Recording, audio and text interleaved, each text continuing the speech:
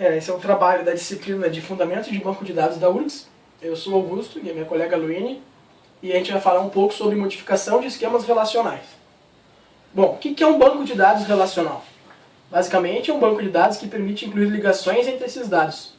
Explicando rapidamente o que é necessário para compor um modelo relacional. Bom, primeiro a gente precisa conhecer dois termos. O primeiro é entidade e o segundo é atributo. Uma entidade é qualquer coisa que você pode armazenar dados sobre. E atributos são as coisas que a gente armazena. Então, por exemplo, se uma entidade é uma pessoa, os atributos poderiam ser o seu nome, seu endereço, seu número de telefone ou qualquer outra coisa. Isso depende do que sua aplicação necessita. Quando nós aplicamos a conexão entre entidade e atributos, nós temos os tipos de atributo e os valores do atributo. Vamos dizer que nós temos uma pessoa e o nome dela é Felipe. E nós também temos o seu endereço, que é Rua da Praia, 123. Seu telefone, que é 6666-6666. Muito criativo.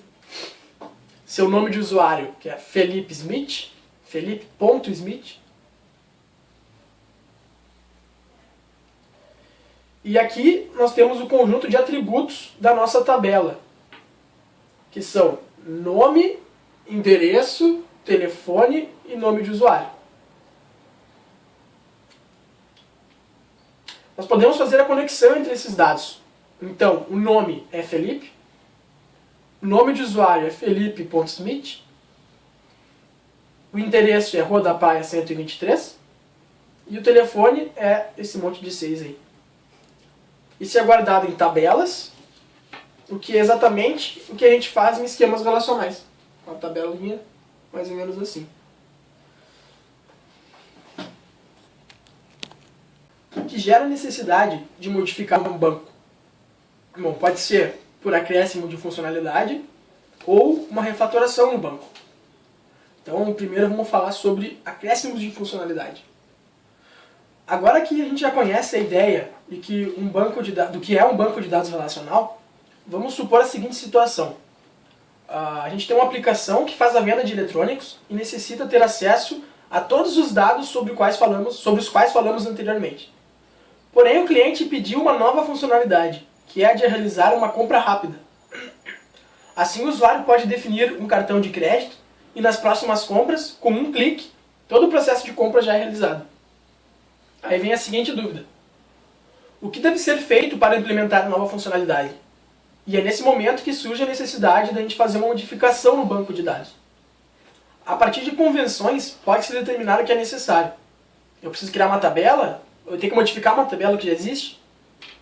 Esses questionamentos devem ser estudados com base nas regras de normalização que nós já abordamos na nossa disciplina. Então vamos lembrá-las uma a uma. A gente tem a primeira forma normal, que define que cada atributo contém apenas valores atômicos. E o valor de cada atributo contém somente um valor dentro do domínio desejado. Então, dentro do nosso exemplo anterior, a gente pode verificar que nós devemos criar os seguintes campos para implementar a nossa venda com um clique. O nome do titular do cartão, o número do cartão, a validade do cartão e o código de segurança. E como a gente sabe que todo cartão tem um número único, a gente vai escolher um número como a chave primária. Onde a gente coloca tais atributos? Bom, seria correto colocá-los na mesma tabela de usuário? Essa questão pode ser respondida pela segunda e terceira forma normal. Então, a segunda forma normal.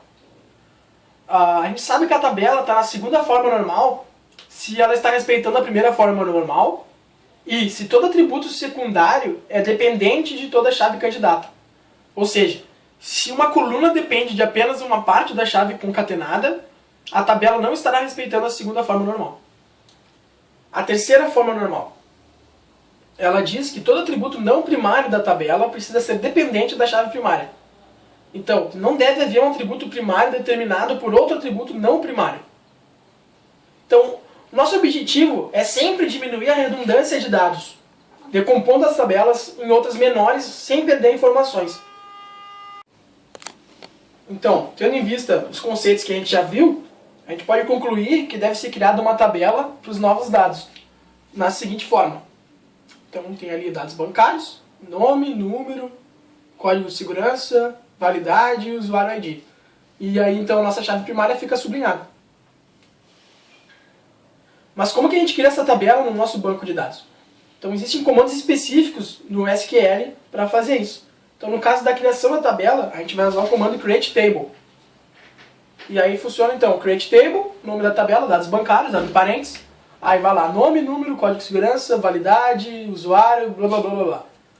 E ali a gente consegue ver então a nossa chave primária, com o comando primary key, e a nossa chave estrangeira com o comando foreign key. E aí a gente tem que colocar o referências para dizer para qual tabela ele está referenciando. Então a gente também deve se atentar para quando houver um delete ou um update. E para analisar isso, a gente tem que verificar o que implica caso algum desses dois comandos aconteça na tabela, que é o delete ou update. Né? Na tabela mais importante, que é a pessoa. Então se a gente deleta uma pessoa, faz sentido manter seus dados bancários? E ao modificar o nome de usuário, ele deve causar alguma implicação na tabela? Então após essas conclusões, a tabela final fica desse jeito. A gente inclui esses dois comandos no final, onDelete, Cascade e onUpdate no action. Bom, e se for necessário apenas adicionar algum dado à entidade pessoa. Então vamos supor que a gente deseja incluir a data de nascimento do usuário. Com uma relação 1 para 1, uma pessoa possui somente uma data de nascimento. Então a gente sabe que não vai precisar criar uma nova tabela. Apenas modificamos a tabela de pessoa que já existe, com o seguinte comando. Alter table usuário, add data de nascimento date. Então a tabela que a gente criou foi dados bancários, né? Que a chave primária é número, que está sublinhada ali. Aí a chave estrangeira dela é usuário ID, que aponta então para a chave primária da tabela pessoa, né? Aí na tabela pessoa, como a gente, sei lá, vai adicionar a data de nascimento, a gente simplesmente adiciona, vai ser criado um outro atributo ali. E é assim que funciona. Bom, o que gera a necessidade de modificar um banco? A gente já falou sobre modificação no caso do acréscimo de novas funcionalidades. Mas e se após uma análise criteriosa a gente perceber que o nosso banco não respeita as regras de normalização? Como é que a gente pode refatorar? A ideia continua sendo a mesma. Então, para facilitar o processo, nós temos que responder a nós mesmos as seguintes perguntas, após analisar cada tabela. Não, primeiro, as relações contidas na tabela estão livres de CRUDs indesejáveis? O que é um CRUD?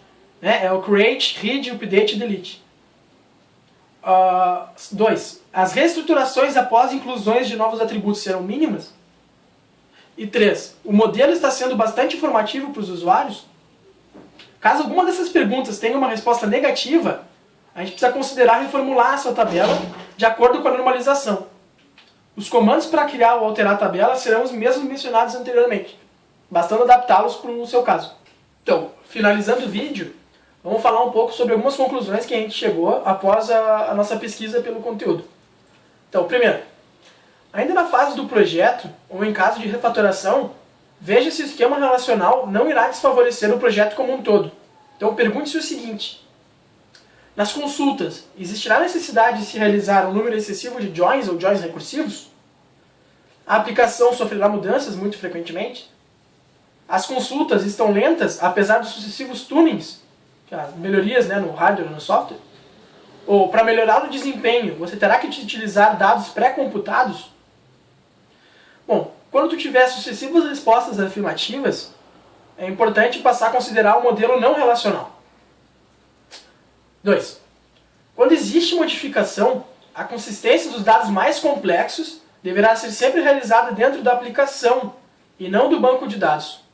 Por quê? Questões de desempenho e boas práticas. E 3. Escolha o SGBD que mais favorecerá o projeto e não o que mais te favorece, no sentido de tu estar mais acostumado a um ou a outro. E verifique quais extensões, ferramentas e unicidades cada um possui antes de escolher, pois é um fator muito importante que vai implicar em todas as fases do projeto. Muito obrigado.